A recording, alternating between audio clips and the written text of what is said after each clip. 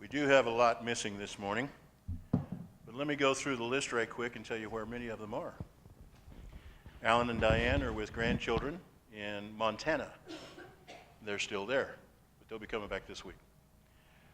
We do have one couple that's gone for, 6 months? Brian and Hope Pittman. We keep finding pictures on Facebook. I think they were going into the Northwest Territories yesterday morning, but they're going all the way up through Canada, up into Alaska, and they're spending about 6 months making the trip, and then they'll be back. Eventually, they'll be back here anyway.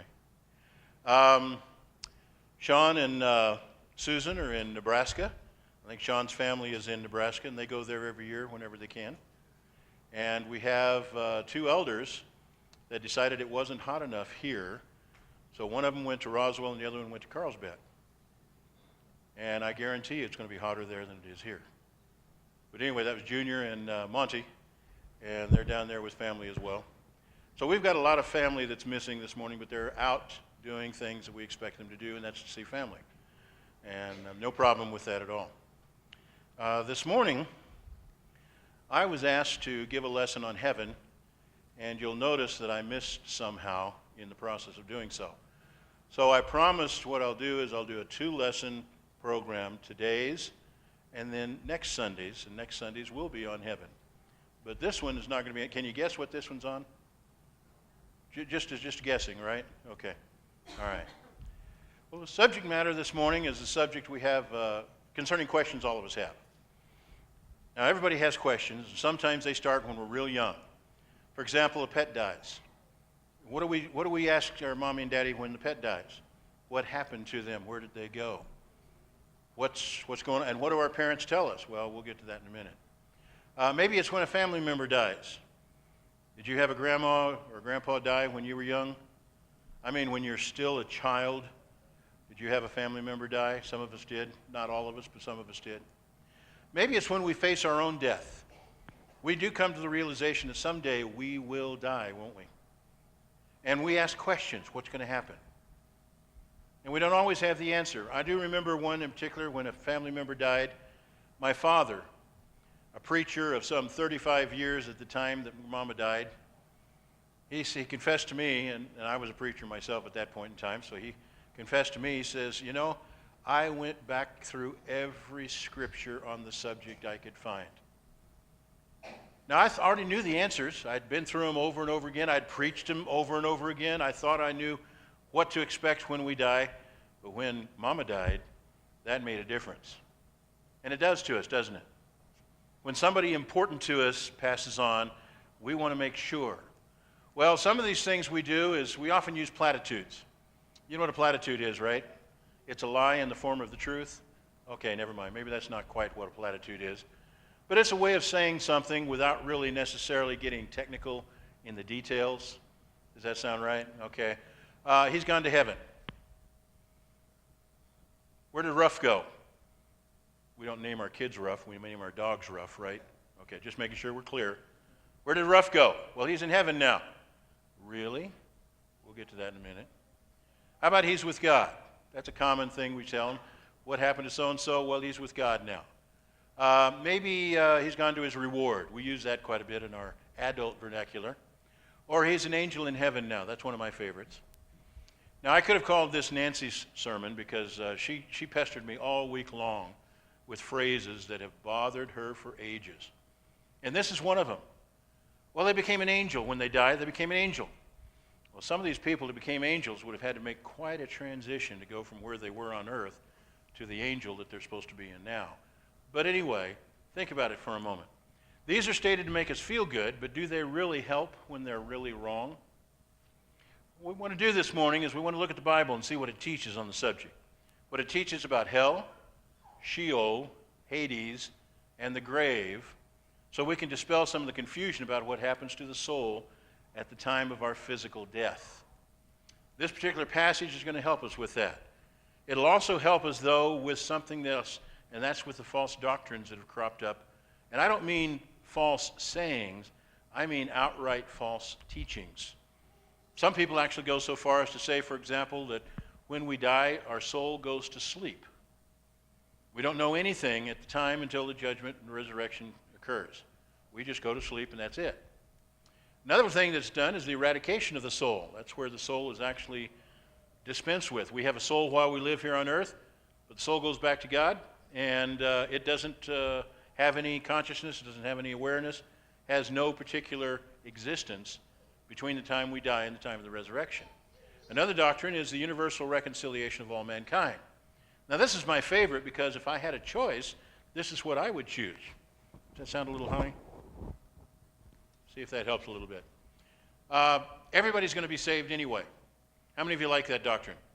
Oh, come on, be honest. That's much preferable, isn't it? Absolutely it is. I would much rather God saved everybody than that God would not save someone. And some of you say, well, what about Hitler, Stalin, Pol Pot? The problem is we stop with those names, and we should be saying, well, what about Rob and Mary? How about Jim and Kay? How about Ron? How about Jeff? See, we've all sinned and fallen short of the glory of God, haven't we? It is not something dependent upon how bad we were in our sins as opposed to somebody else. And it is the universal reconciliation of mankind that some people have decided, I don't like what God said, so I'm going to believe that he's saving everybody anyway. Another thing is the annihilation of the lost. This one's a little different than the soul sleep or eradication of the soul, because here the lost are not going to hell, they're just destroyed. A little bit like Fido or Ruff, an animal who has no soul. And by the way, if you've got a pet that you love so much you think it has a soul, God bless you for that. But that's not true. But an animal, when it dies, it dies. That's it. There's no soul. As far as we know, there's no soul that lives on. And according to the Old Testament scriptures, that seems to be the case as well. But if we go through this, the annihilation of the lost is not a biblical concept. And we're going to go through the Bible and see that. These are some of the common theories presented as biblical fact, which are actually false teachings. And we don't need to have those thoughts in mind. However, in Luke 16, we have a basic concept. The poor man died and was carried by the angels to Abraham's side. How many of you read the King James? We've read the King James in the past, right? Abraham's bosom. What's a bosom? Right here. Keep him close. Literally, it's Abraham's side, but it's the idea that he's enfolded with Abraham and is being held close and safe and comforted, isn't he? The rich man also died and was buried. I kind of like the way that's stated, just kind of straightforward. He died, but he was buried. They both were buried, weren't they? Well, say, well, I'm not sure the beggar was. Yeah, actually, that's the pattern it was as well. But both of them died. Both of them were buried, and both of them went to the same place, didn't they? Nod your head, yes? Didn't they both go to the same place? Of course not. That's not what happens, is it? But we often talk about it as if that's what happened. The poor man died and was carried by the angels to Abraham's side. That's stated by Jesus in a very specific manner. It's as if it's trying to enforce or to reestablish or to further emphasize the care and concern God has for the righteous one who had suffered on earth and now it's dead. Even so far as the angels themselves coming to carry him to Abraham's side. Well, the rich man died too, but he was in Hades, and he looked up in torment. That doesn't sound like the same place to me. Does it sound the same to you? The poor man was at Abraham's side in comfort. The rich man is in Hades in torment. The poor man died and was carried by the angels to Abraham's side. The rich man also died and was buried. And in Hades, being in torment, he lifted up his eyes and saw Abraham far off and Lazarus at his side. So, we say these things, but what do we really mean? Well, the poor man is in Abraham's bosom, or at his side. He's apparently being comforted, isn't he? We like to say comforting things to people when they die. Friends die, family dies, whatever. I'm sure he's in a better place now. Thank goodness he's out of pain now. Isn't that one of the phrases we use? By the way, do you think that the rich man was out of pain at this time? He was in Hades, it says. But he was in torment. That's not the same, is it? As we go through this, we're going to see a little distinction here in the translations. King James translation. And in hell he lifted up his eyes, being in torment. The English Standard Version says, in Hades, being in torment, he lifted up his eyes. Hades and hell. Well, what's the difference between the two? Does anybody in here know the difference? Now, you preachers, keep your hand down. You better know the difference. But most of us in here do have a sense of it, don't we? Hades and hell, actually, there's not much difference. Hades is used in the King James Bible 11 times. And it is rendered hell 10 times, and the grave once. By the way, in this particular passage, the word is Hades. The word Sheol is found in the Bible 65 times. The King James translates it the pit 3 times, the grave 31 times, and hell 31 times. After you get into this particular study for a little bit, you get a very real sense that there was a bias on the part of the King James translators to translate hell as often as they could with some of these words. Part of that comes from the background of theology that they were coming out of, or were established in, however you want to describe it, in which hell was emphasized and the grave was not. But these are some of the words that are used. Adding to the confusion are there 2 other words used in the Bible that the King James will translate as hell as well. One of them is Tartarus, which is found once. And the other one is Gehenna, which is found 12 times. These are different words for the same thing. However, the emphasis here we need to recognize is that the rich man and Lazarus did not end up in the same place, did they? If someone was going to give us comforting words after they died, they couldn't give the same comforting words to the rich man's family as they could to Lazarus' family, could they? The poor man ended up in Abraham's bosom being comforted. The rich man, on the other hand, ended up in Hades in torment. Pretty plain, isn't it? Would it be appropriate for the preacher at the rich man's funeral to say, he's in a better place? What are you laughing for? It's true, isn't it? Isn't that what we say? At least he's not in pain anymore. How often do we say that? Even for the wicked. God took him home. Well, he took him somewhere, didn't he? These are exactly the words we often use when somebody wicked dies among us today. We don't mean anything by it. That's why we call them platitudes, don't we? We don't really mean for them to be taken literally. We're just saying something to be comforting. But really, there is a distinction, isn't there? In this particular passage, we could say these things about the poor man who died in the Lord, couldn't we? All these things are true about the poor man, but not about the rich man. Now, the lake of fire, or hell, is a place of everlasting fire. How many of you have heard preachers preach on hell as a lake of fire? We hear that quite a bit. We go to the scriptures, we find that somewhat. It is referred to as a place of outer darkness, Matthew chapter 8, for example. It is referred to in Matthew 25 as outer darkness as well. Cast the worthless servant into outer darkness, where there'll be weeping and gnashing of teeth. By the way, when I was a child, I didn't realize what that meant. I knew what weeping meant, but I didn't know the gnashing of teeth. I thought gnashing teeth meant we were biting each other. Anybody else in here had that thought? You don't remember when you were a kid and you thought that? Or you never thought that? You guys didn't have any imagination, did you? Hell was supposed to be bad enough that we saw it as a place where we were tormenting each other as well as being tormented. That's not what it says, though, is it? Gnashing of teeth is like grinding your teeth. Why do you grind your teeth? Because you're in pain yourself. It's the weeping and gnashing of teeth. Gehenna, the fiery furnace. In Matthew 13, verse 41 and following, they were thrown into the fiery furnace, the place where there will be weeping and gnashing of teeth. It doesn't give us much description, much more than just the simple presence of an eternal punishment in a fiery furnace, but it is the idea of burning nevertheless. Everlasting punishment, Matthew 25. These will go to everlasting punishment, but the righteous to eternal life. The mist or gloom of darkness, 2 Peter 2. It is a gloom of darkness that is referred to and has been reserved for the devil and his angels. The hurt of the second death, Revelation 2. The one who conquers will not be hurt by the second death. The one who has experienced the resurrection will not be hurt by the second death. Over such, the second death has no power. Revelation 20, the first death, then death and Hades are thrown into the lake of fire. It's the second death, the lake of fire. And if anyone's name is not written in the book of life, he is thrown into the lake of fire. Now, how many of you believe there is a literal lake of fire and brimstone? Got a couple of hands up there.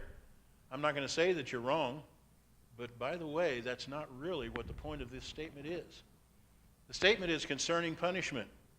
The statement is concerning us understanding how severe the punishment. And what do we have to compare it to? There's nothing in our minds that would equate with what God actually has planned for us. But he gives us a fiery example. And by the way, what is brimstone? Sulfur. That's all it is.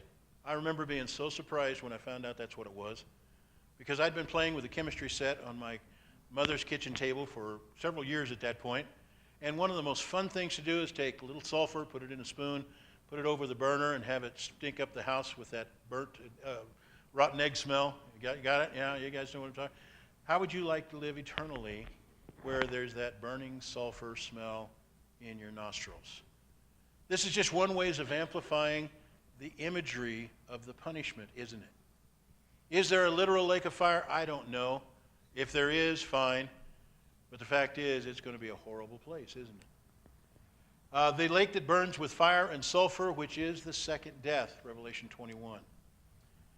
This is something that we have mentioned several times in Revelation. Revelation 20, verse 10. The devil who had deceived them was thrown into the lake of fire and sulfur. That's also where the beast and the false prophet were. And they will be tormented day and night forever and ever. By the way, what happens when a physical body is thrown into fire? It burns up, doesn't it? If it burns up, it's over with, isn't it? This, however, is going to be a continuing torment day and night. That's for emphasis, by the way. Forever and ever, again for emphasis. How do we get that out of it? It's pretty plain, isn't it? It says it that way with an intention for us to understand that God intends for this to be a horrible place. Revelation 19, finally again, these two were thrown alive into the lake of fire that burns with sulfur. The rich man went to punishment, didn't he? And he was expected to go to further punishment than where he was already. And he did so when? Right away. There was no waiting period. There was no sleep until he finally got to the point of judgment. There was no disappearance until finally God said, okay, now it's your turn. None of that occurred. As soon as he died, he went into torment. He received no relief from his pain when he died. He did not enter into his eternal rest, did he? He began to suffer for his sins immediately upon his death. And he definitely did not become an angel upon his death either, did he? He did not go home to be with the Father. On the other hand, the righteous do go home to be with the Father, don't they? The righteous do receive relief from their pain. The righteous are comforted. The righteous are made priests and kings to reign. That's a beautiful one there, and I'm not even sure how the context to deal with it, except the fact that we are elevated from our lowly place here to a place of honor there. The righteous go to paradise. What's paradise? It's an oasis in a desert is what it is. I mean, literally, that's where it comes from. You go in a desert and you travel. I've lived in deserts most of my life. I even got to a point when I got old enough to realize I could choose where I could live. I wasn't going to live in a desert all the time. So I lived in Southern California on the coast. Guess what? That's a desert too. They stole water from somebody a long time ago to be able to make it look pretty. But you had a choice.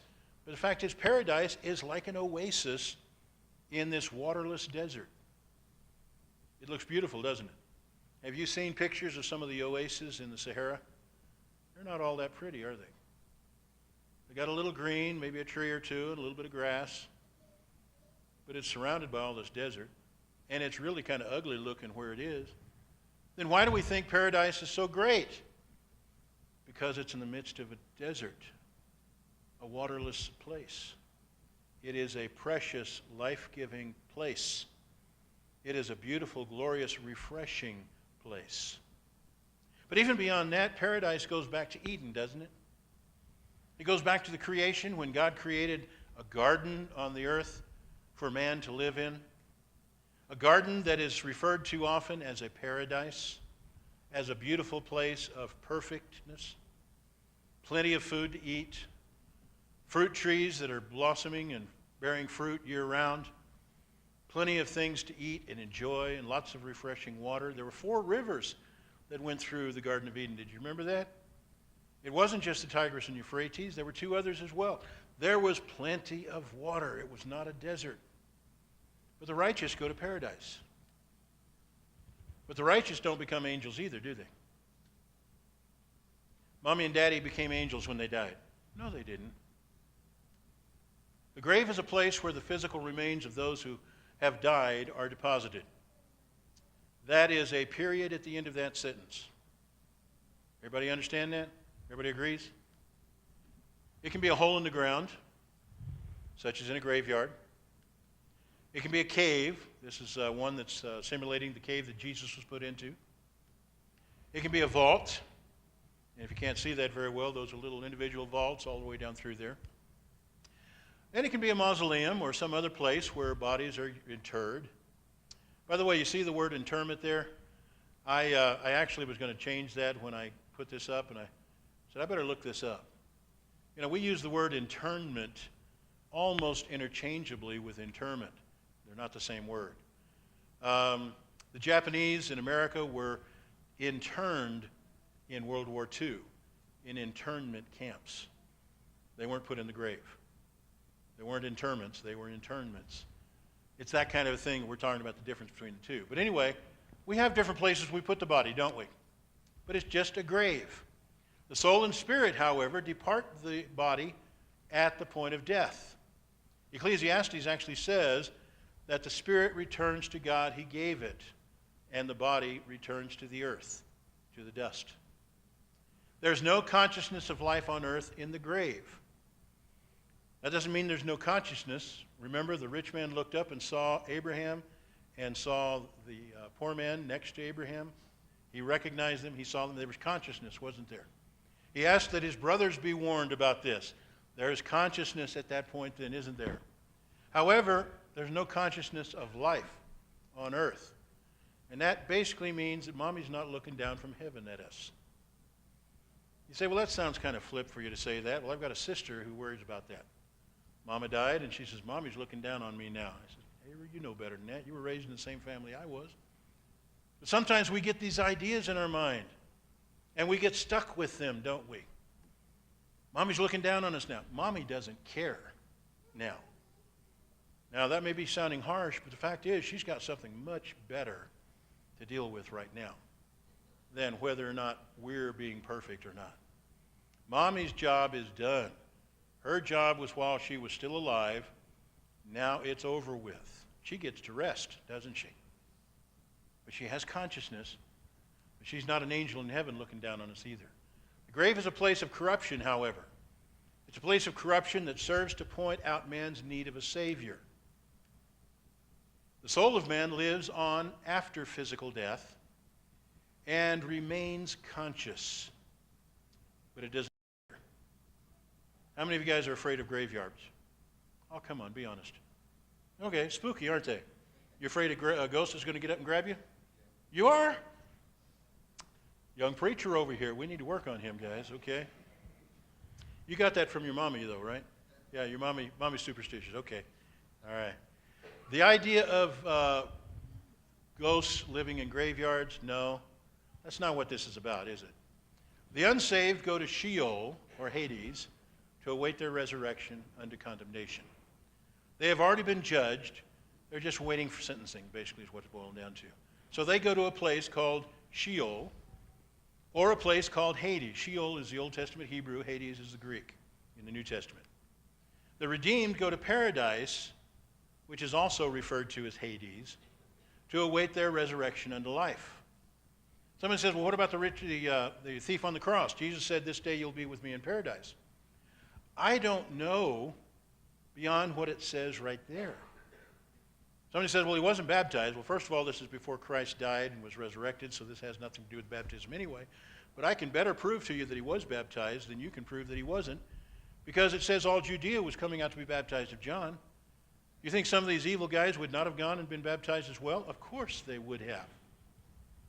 Paradise, Hades, though, would have been a place of holding. He didn't go to heaven. He went to paradise.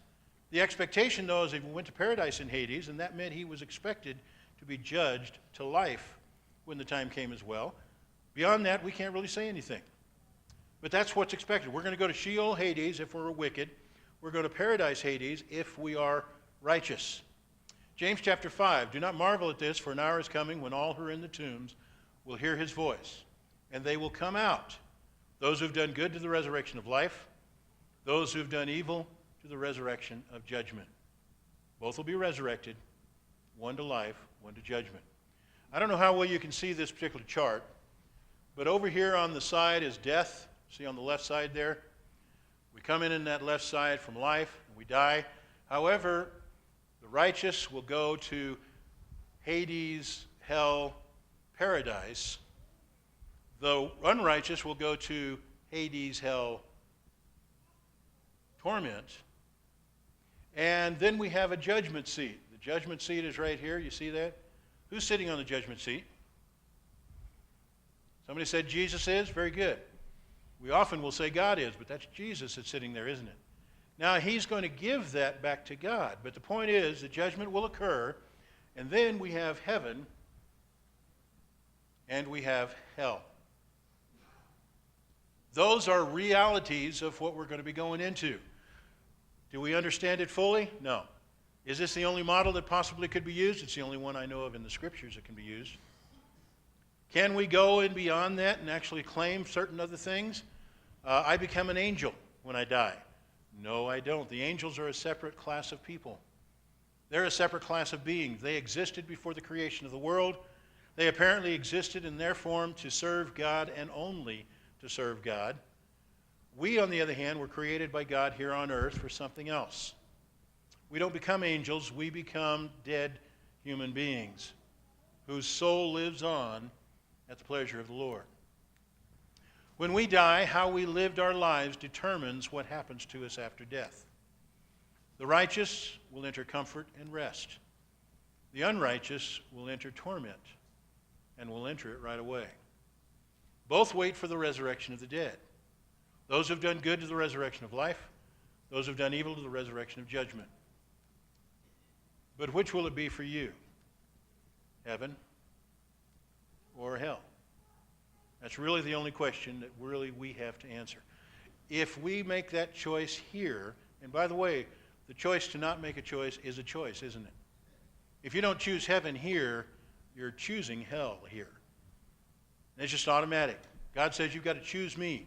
You've got to come after me and choose me. It's not just Joshua's claim to the children of Israel, choose you this day whom you will serve, whether it's the gods that we worship before we cross the river over, and the word gods in Egypt, or whether it's the God that our fathers served who brought us out of Egypt, Jehovah God himself. He says, choose you this day whom you will serve. As for me and my house, we will serve Jehovah. We have to make that choice, and we have to actively live with it then accordingly from there. As we go throughout our lives, then we have this understanding. First of all, you don't become an angel when you die. You don't look down from heaven upon things when you do. That would be excruciating, wouldn't it? To have the knowledge that you have after death and to see all of the bad choices that everybody you love is making, I think it'd be horrible. So I'm thankful to God that we don't have that connection that way. But rather that God has made it a place of comfort, a place of rest, a place where we can go to be with him and then expect to be with him for eternity. We offer an invitation as a matter of custom, but it's intended to help us to come to repentance, to come and set things right with God. And so if you need to do that this morning, won't you come now while we stand and while we sing?